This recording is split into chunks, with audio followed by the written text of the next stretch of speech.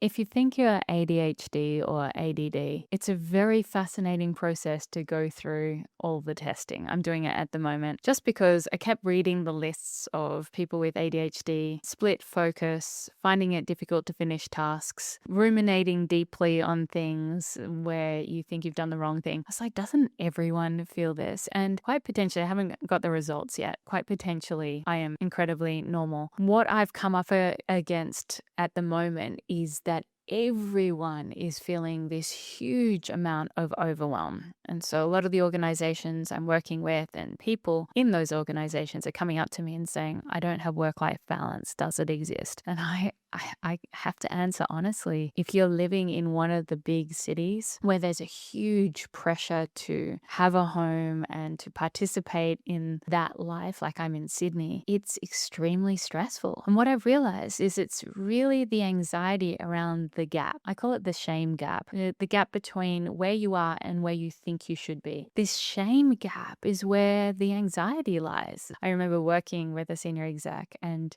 many years later, I bumped into him on the street and I said, "Hey, how are you?" He pulled out his wallet and he said, "I still got that piece of paper you gave me." And I said, "What piece of paper?" And he opened it up and it said, "I am enough." This tiny little folded up piece of paper. It's a really, really interesting concept, enoughness. What is enough? I am enough. You are enough. We're all enough. Everything's sped up. AI has increased our productivity, but our brain can't function at that level. And yet we still think we're not enough. We are enough. I don't know if that helps in any way, but it's a really interesting time that we're in. And if you are feeling stressed and overwhelmed, you can't prioritize, you're finding it difficult to focus, you're not alone. Almost everyone is experiencing the same thing. It seems to be that the only way to counteract this intensity that we're living right now is to have more time out, which is counterintuitive but very, very necessary. Good luck with it. I hope you're doing okay. Happy to chat about it anytime.